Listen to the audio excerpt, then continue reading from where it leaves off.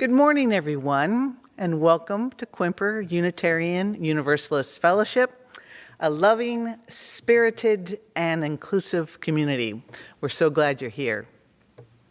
Our service is about to begin, so let us take a few moments to take some deep breaths, to prepare our hearts to be attentive to each other in this new way. May our time together this morning be nourishing, healing, and communal.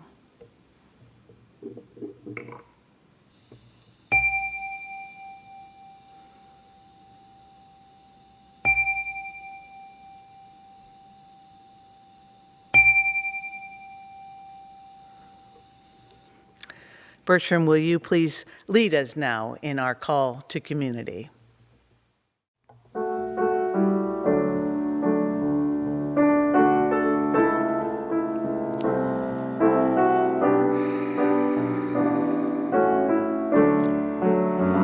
Make us aware we are a sanctuary, each made holy and loved right through.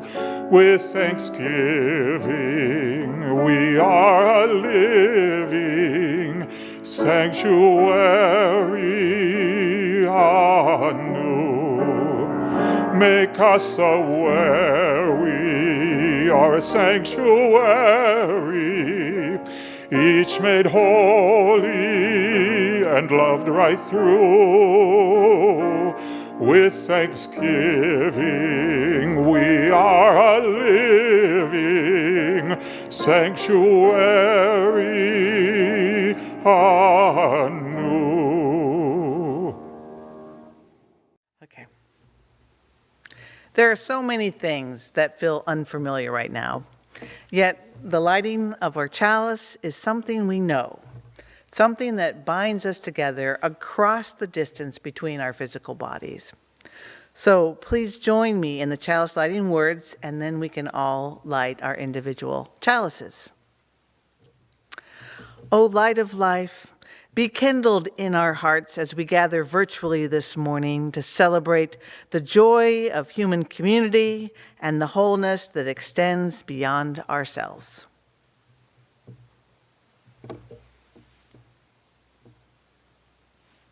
Thank you, Bertram. Good morning, everyone. We come together this morning to remember that even though we're physically distanced from one another, none of us is truly alone, for we are inextricably linked to one another and to the spirit of life at the heart of creation. Let us embody this reality by singing a song together. Bertram?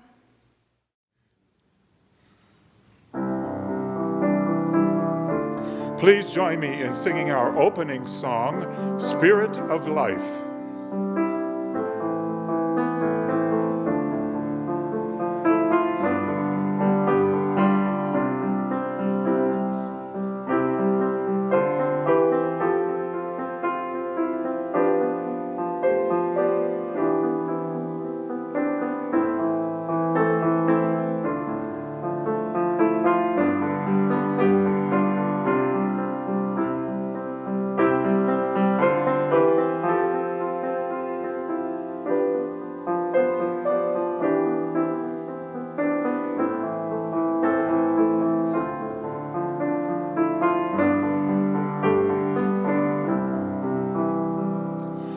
Spirit of life, come unto me.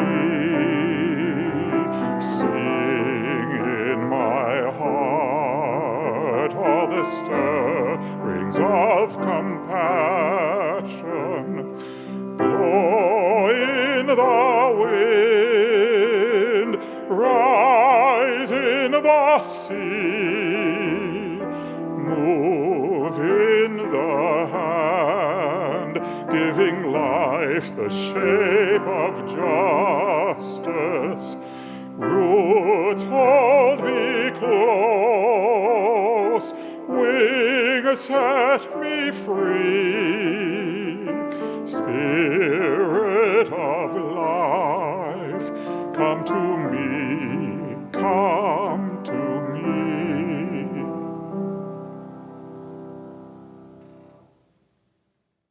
And now it's time for all ages with Beau. Good morning, everyone. I hope you have been enjoying this incredible weather that we've been having. I know that Shaggington and I have been going on lots of walks, and that's been an amazing way of spending our time. Today, we're going to be talking a bit about spiritual practices, or those things that really feed our souls and bring us solace in the time. And the way that I've heard this described before as those things which make you feel more fully awake or truly alive, which I really love.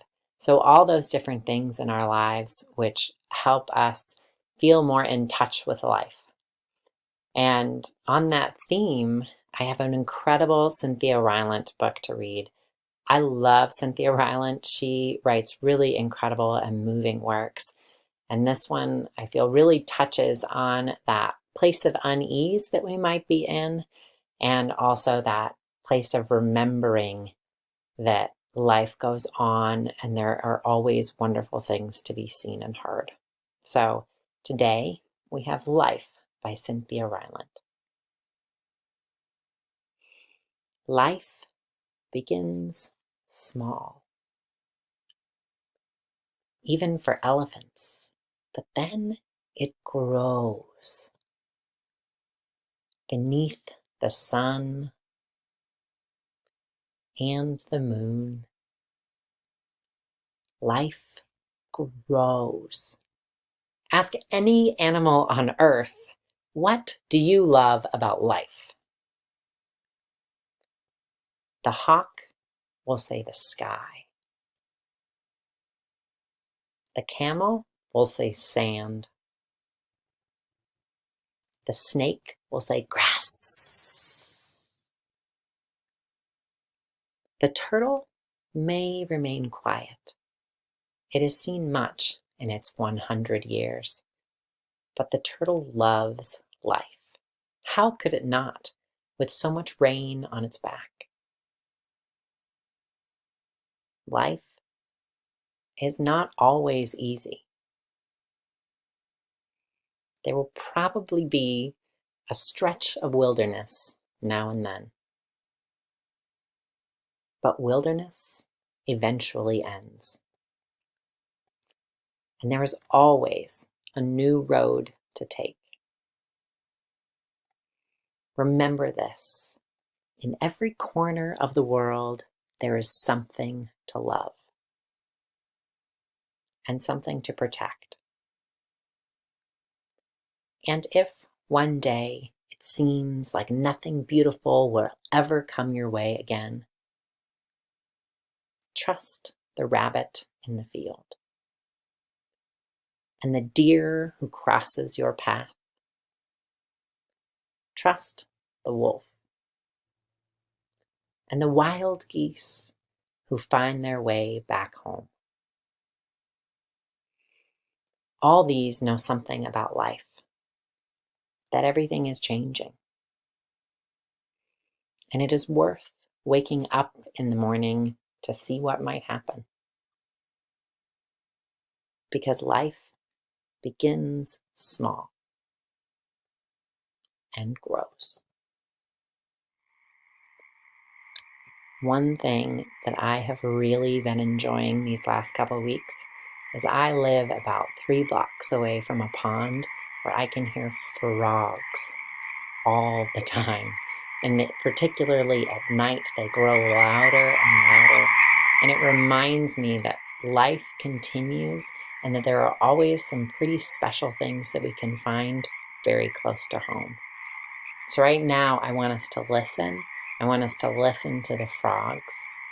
And after we listen to the frogs, I want you to think about the different sounds and sights in life that you have been able to see over the last couple weeks. And I would love if you would send them to me as well, because these small pieces remind us that life is ever changing and that we can find pretty special things really close by.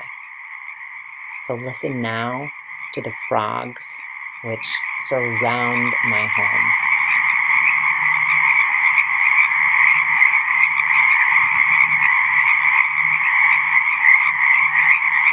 There are powerful things that are all around us. And I hope you think about all the different ways that we're able to connect to life, even when we might not be able to see each other as much as we might like. Thank you.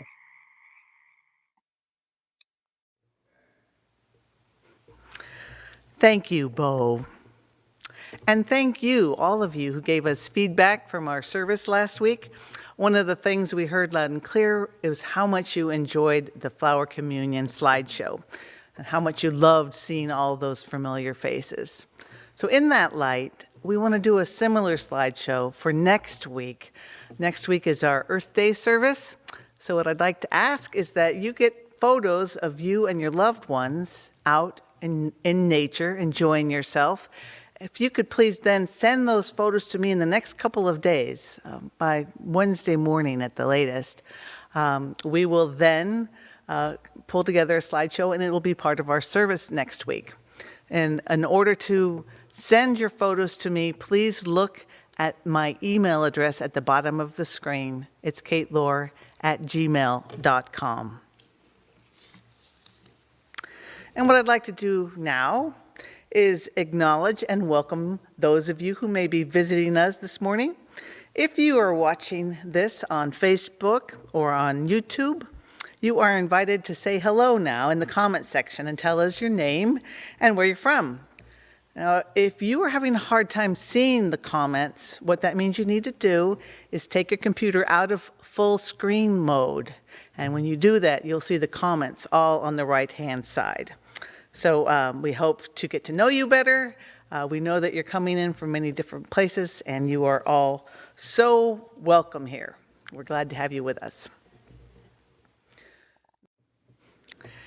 Now, here at QUF, we aspire to be a generous congregation. And so 3 Sundays a month, we share our plate with other organizations that share our values.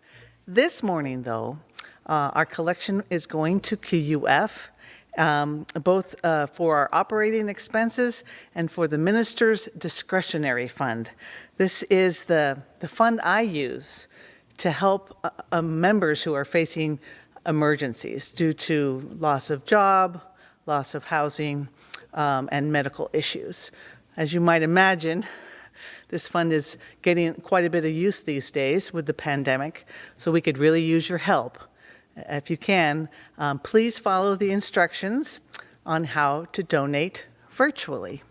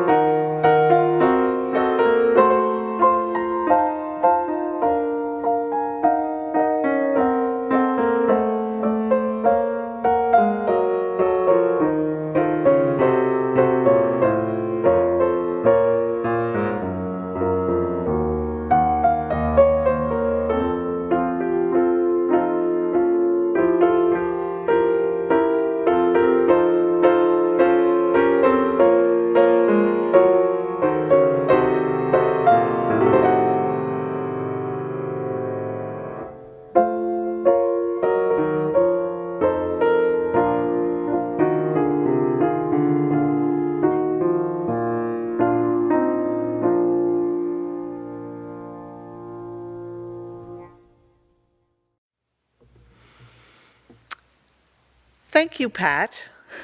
We will now share our joys and sorrows. We begin, though, by recognizing our personal joys and sorrows are only a fragment of the joys and sorrows of the larger community of life. Thus, we start by placing a stone for the wider world, thinking in particular of all those who have lost their health care insurance because they've lost their jobs. Not having health insurance is always scary, but it's even more so now during this pandemic. May we work for a society in which no one has to forego medical care due to lack of funds. And now, within our congregation, we light a candle of healing for Alan Brown, husband of member Shelley Brown. You may recall that Alan had to have emergency brain surgery just a couple of weeks ago to remove fluid on his brain. Well, unfortunately, Alan had to undergo additional surgery earlier this week. I'm happy to say that he has since been released from the hospital and into a special rehab center where he will get the care that he needs. It is expected that he'll be able to go back home in a week or so. In the meantime, let us hold Alan and Shelley in our thoughts.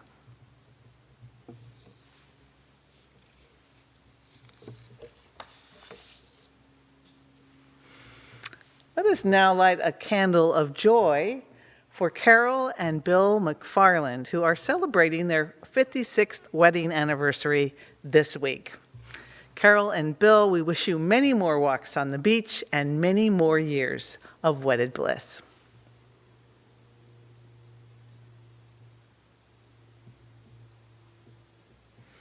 And this morning, I'd like to light a candle of gratitude, this time for Nils Peterson and Joyce Francis, both of whom came in this week to learn from Doug Rodgers how it is that we run these online services. Thank you, Nils and Joyce, for stepping in where we badly need you. We really appreciate it.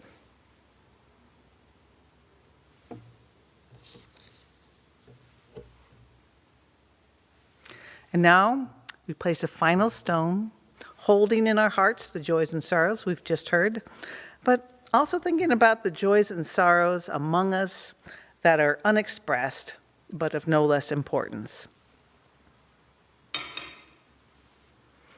I now invite you into a moment of silence.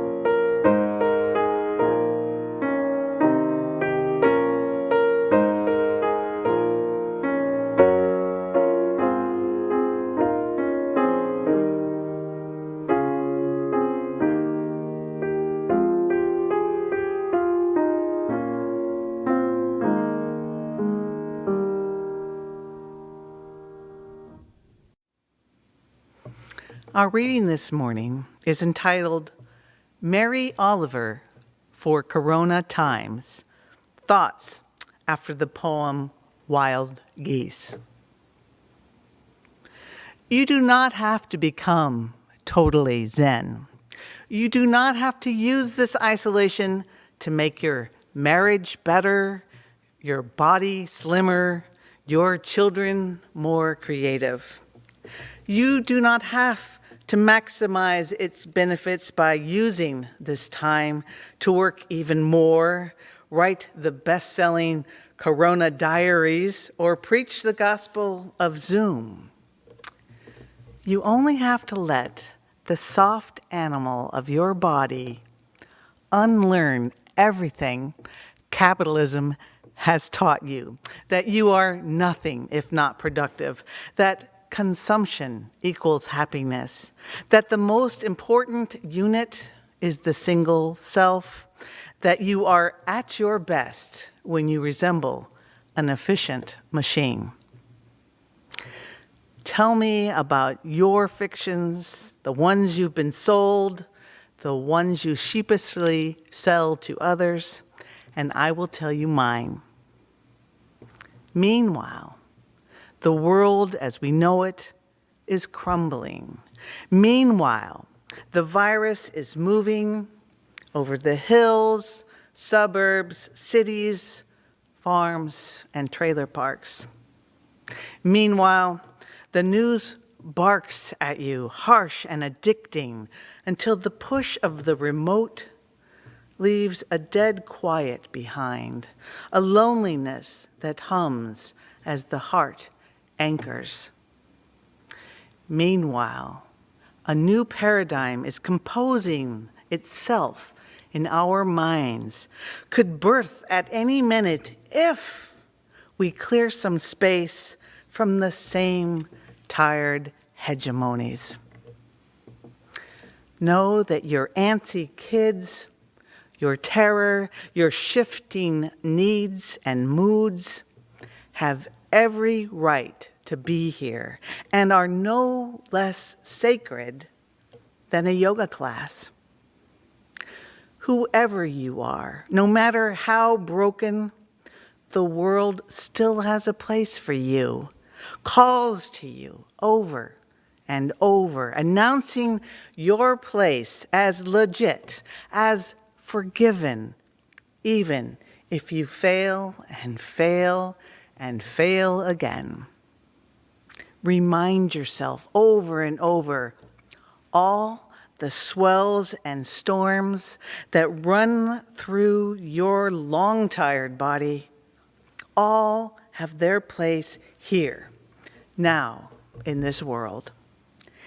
It is your birthright that you be held deeply, warmly in the family of things. Not one cell left in the cold. May this always be so, both within this community and beyond. And now I'd like to invite Katy Taylor to lift our spirits with her amazing voice. Katy?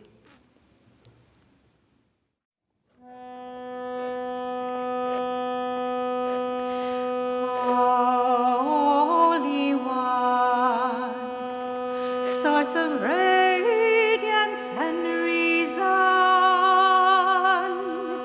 of radiance and reason,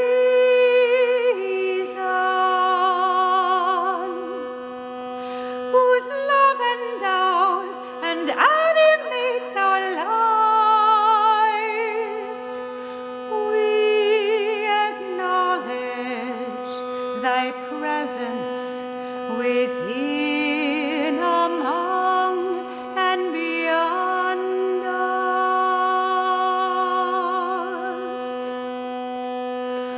Holy One, source of radiance and reason, of radiance and reason, whose love endows and animates our lives, we acknowledge thy presence within, among, and beyond us.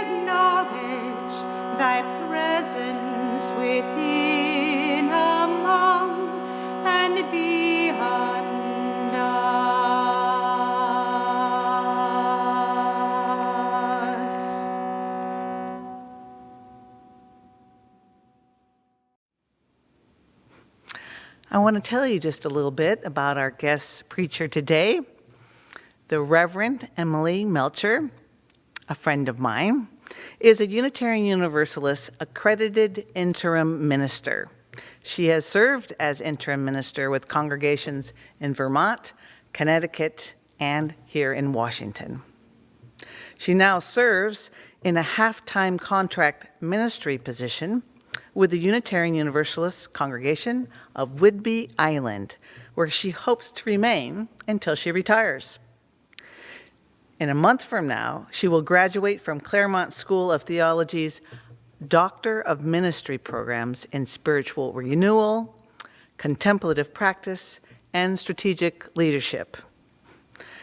In addition to practicing ministry and going to grad school, Emily is an accomplished singer and songwriter, as you will soon see. Emily Melcher, we are so glad that you are with us today. Thank you. I'd like to open my sermon with a prayer that I wrote a couple of years ago that I think may serve us well in these difficult times. Light of lights, heal me. Breath of life, fill me. Hope of hopes, restore my spirit. Love, flow through me. Light of lights, heal me. Breath of life, fill me. Hope of hopes, restore my spirit. Love, flow through me. Light of lights, heal me. Breath of life, fill me. Hope of hopes, restore my spirit. Love, flow through me. Love, flow through me.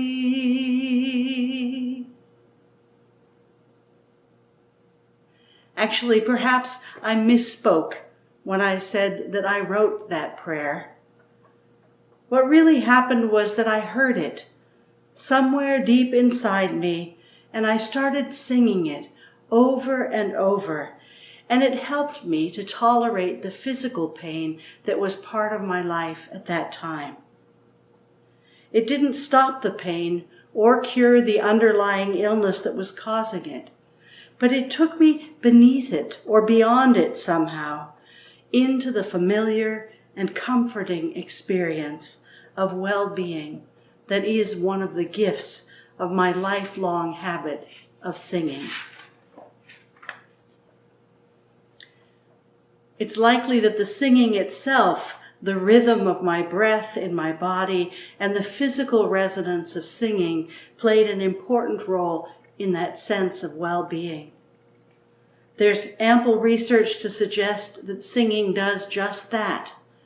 And there's research to suggest that the content of what I was singing, the anticipation of a benevolent response, played an important role in the power of the song to transform my physical pain and give me hope that it would not always be as it was then. It was a prayer, an SOS, if you will, a cry for help, and it was also an answer. When I first encountered the phrase spiritual orienting system in a book on pastoral care by Reverend Dr. Carrie Doring, I chuckled. Doring didn't use the acronym SOS, but it felt just right to me, for just as SOS is the international abbreviation for distress at its most basic level, a spiritual orienting system is the means by which we cope under stress. Now, the phrase spiritual orienting system was coined by Kenneth Pargament, a groundbreaking psychologist who recognized that clients' religious lives played a crucial role, whether for good or ill, in their psychological well-being. While Pargament worked mostly with within a Christian framework, Doring uses it more broadly, noting that, quote, "We're not looking for particular religious beliefs, but looking at how people are oriented to the world based on their core values." I imagine this notion has salience for us theologically diverse and sometimes theologically averse Unitarian Universalists. The 6 named sources of our tradition bear witness not just to the diversity of spiritual paths that have guided us collectively, but also to the importance of our personal lived experience, the values that guide us in our living, and the hoped-for impact of our various approaches to the meaning and purpose of life. Let me remind you of our 6 sources. Direct experience of the transcending mystery and wonder affirmed in all cultures, which moves us to a renewal of the spirit and an openness to the forces that create and uphold life. Words and deeds of prophetic people, which challenge us to confront powers and structures of evil with justice, compassion, and the transforming power of love. Wisdom from the world's religious traditions, which inspires us in our ethical and spiritual life. Jewish and Christian teachings which call upon us to respond to God's love by loving our neighbors as ourselves. Humanist teachings which counsel us to heed the guidance of reason and the results of science, and warn us against idolatries of the mind and spirit. Spiritual teachings of earth-centered traditions which celebrate the sacred circle of life and instruct us to live in harmony with the rhythms of nature. The important distinction when we're talking about spiritual orienting systems is not whether or not you believe in God, but whether and how your experiences, values, habits, relationships, and beliefs support you in your search for meaning and purpose, and provide you with ways of coping and orienting yourself in the world, especially when life knocks you to your knees, whether literally or metaphorically. A belief in God is likely part of some of your spiritual orienting systems, but not all. Some have an experience of what our sources call the transcending mystery and wonder, and others have no reference point at all for such a thing. The practice of celebrating the circles of life helps to orient some of us, while others orient themselves through science and reason. Many of us would recognize in our spiritual orienting systems some wisdom teaching, whether grounded in a religious tradition, artistic expression, or the prophetic witness of people from whose lives we have learned something valuable about life.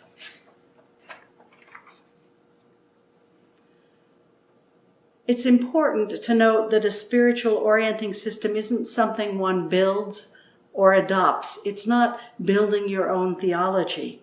At least it's not exclusively that. Though it does include the values and beliefs a person has consciously chosen, it also includes the embedded and often unconsciously held beliefs about oneself, others, and the world that were learned through childhood experiences and absorbed through family and culture.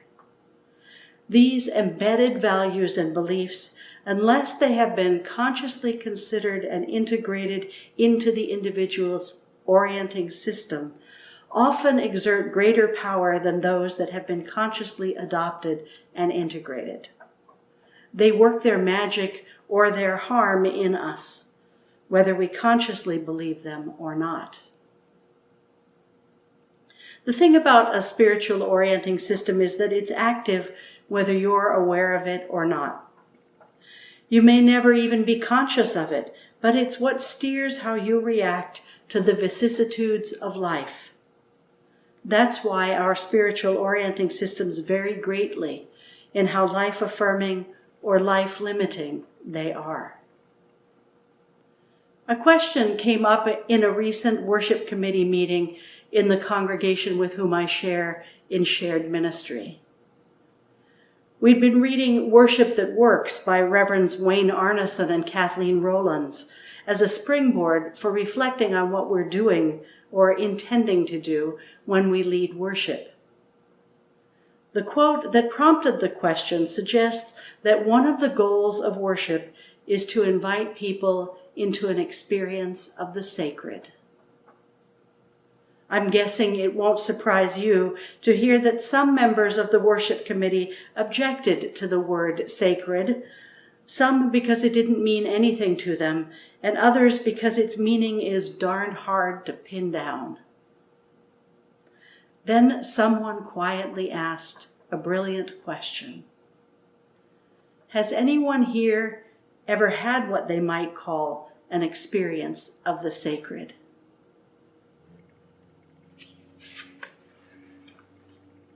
Why do I call this a brilliant question? Because it invited us to drop below the theological word that had sucked us in and gotten us all twisted up, and drop into people's lived experiences, and it completely shifted the tone of the conversation. Then the person who posed the question asked those of us who have had such an experience to describe it. For me and for many Unitarian Universalists, that experience has always been a part of my life.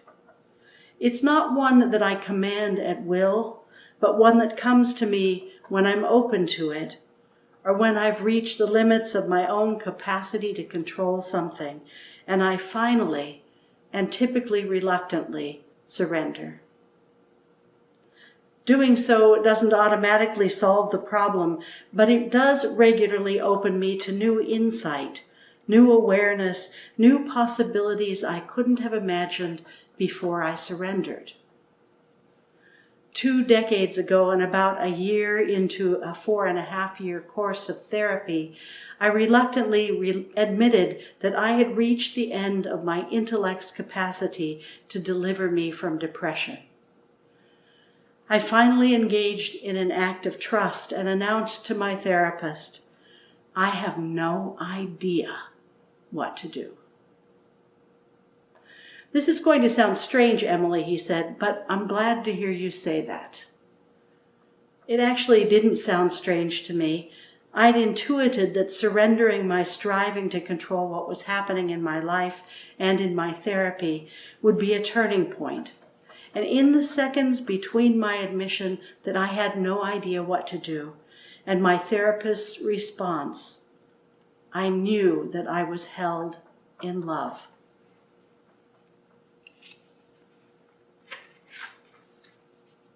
Perhaps that speaks to the embedded, unconscious spiritual orienting system I'd carried with me from my childhood, in words like, ask and it shall be given. Seek and you shall find. And certainly in childhood experiences of the way singing or a walk on the beach or simply lying in the grass looking up at the sky could change my mood or shift my feelings.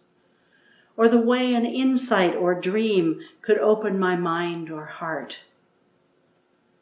I know well that neuroscience can explain many of these things, and I have no trouble incorporating that into my spiritual orienting system. It was in that same period that I first began to pose this simple question when I was in distress. What am I not seeing? Uttered aloud or in my mind at the beginning of a walk when I'm all up in my brain trying to sort something out or being run around by my thoughts and emotions. This simple question, which I came to recognize as a prayer, has been something of a miracle in my life because of the way it opens my heart and mind to see, or actually more often to hear something that transforms my perspective. Prayer, as some wise and theologically liberal people have said, is not about commandeering God's attention or courting God's favor. It's about opening our own hearts, and it can be practiced or experienced by people regardless of their beliefs. If the word prayer shuts you down, don't use it. But for God's sake, don't deny yourself the experience of surrendering to what is and feeling the change that creates in you.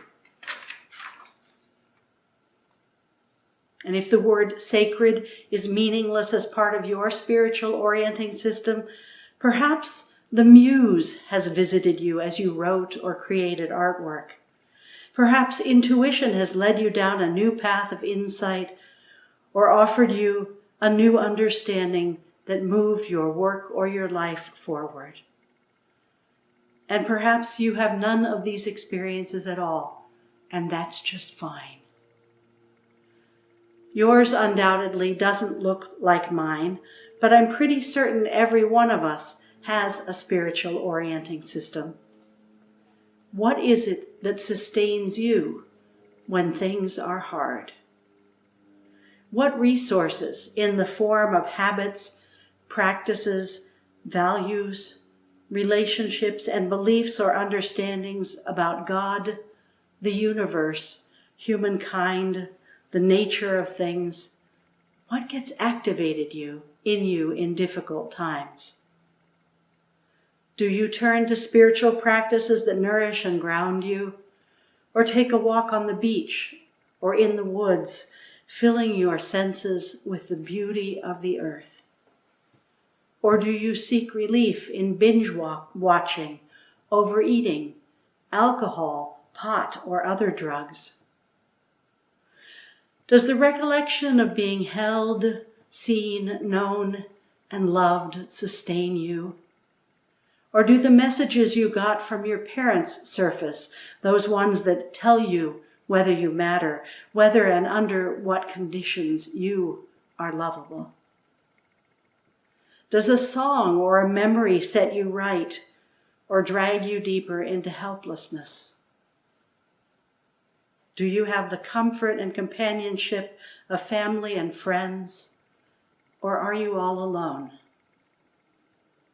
Does your faith reassure you you are a beloved child of God, or does your understanding of God leave you ashamed and afraid? Does your atheism orient you in the natural world or human experience, or does it cause you to feel insignificant? Do you have a glimmer of confidence that all will be well, even though you don't get to choose exactly how that happens or what it looks like? Or are you lost in hopelessness about the future? You see how this works? Our spiritual orienting systems are highly idiosyncratic. They range from the most life-giving ones which open our hearts and minds to the most life-limiting, which shut us down and foreclose on well-being. The thing is that we actually can intervene in our own spiritual orienting systems, bringing our awareness to those parts that don't support our health and well-being, questioning their validity, accuracy, and usefulness, accepting what's true and letting go of what's not. I believe that's an important part of what we do in worship in our UU congregations. Every time we gather for worship, or whatever you want to call it, we're refining our spiritual orienting systems. Through the regular practices of participating, singing together, creating or being bathed in beautiful music, in communities that reflect and nurture our creativity and love us as we are, while also calling forth previously unused gifts and qualities in us, because the ministry and the community need all of who we are. taking time for life's big questions and our own worthy dreams, reminding ourselves and one another of the life-affirming values we have chosen, challenging life-limiting beliefs and values, and welcoming the opening of our hearts and minds. We don't come to our UU congregational worship so much to discuss theology as to experience a love that transforms and to develop our capacities to increasingly orient our lives in the light of that love. May it be so. Amen.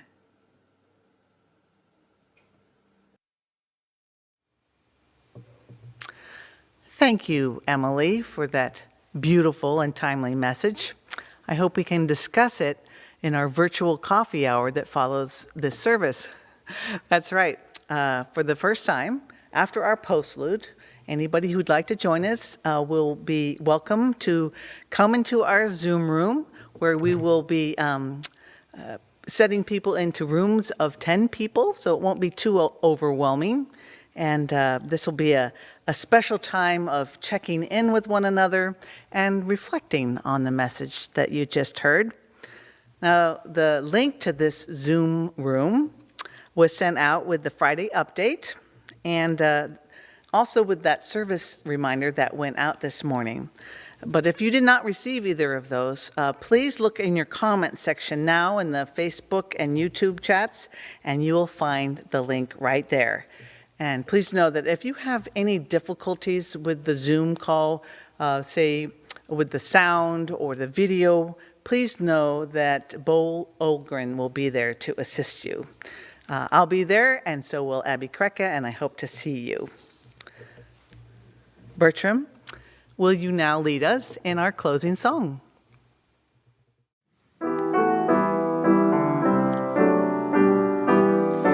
Please join me in singing our closing song, Where My Free Spirit Onward Leads.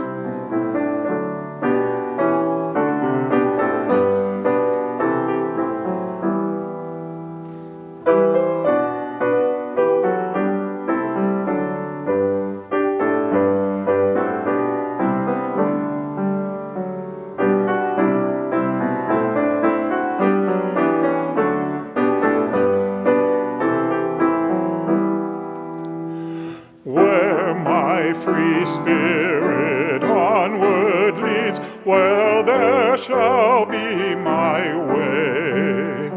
By mine own light illumined, I journeyed night and day.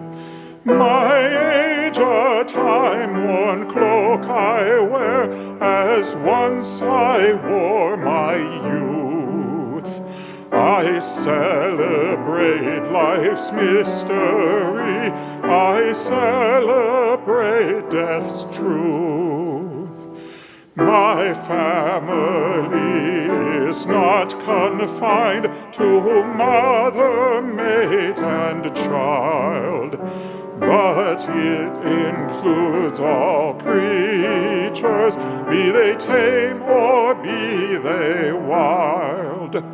My family upon this earth includes all living things, on land or in the ocean deep, or borne aloft in wings.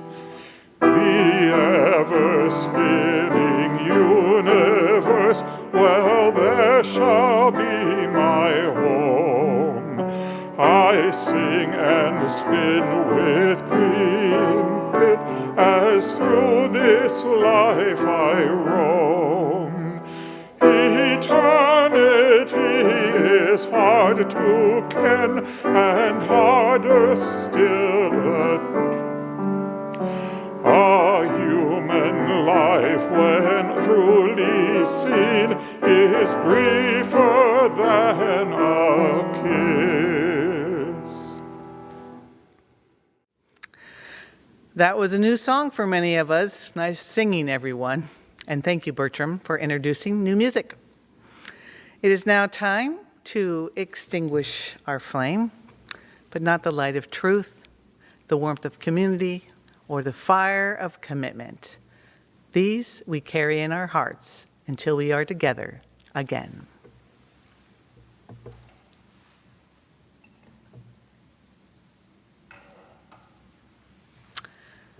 My friends, whatever your personal SOS might be, I hope you'll use it in the days and weeks to come, for it will help sustain and ground you during this stressful time, but really always. May the coming week bring you peace, and may you always practice love. Now, I'll see some of you in coffee hour in just a moment. But first, our postlude by Katy Taylor.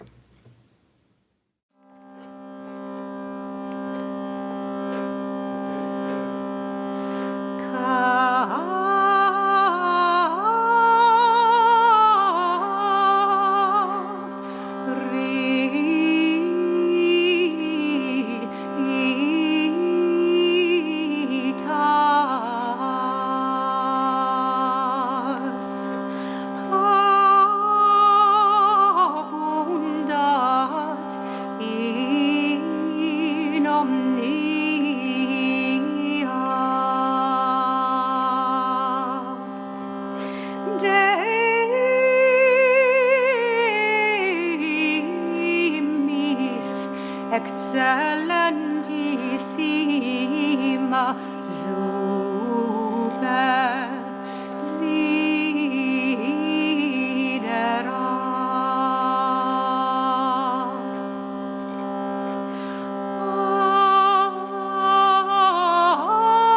Atque amantissima in omnia.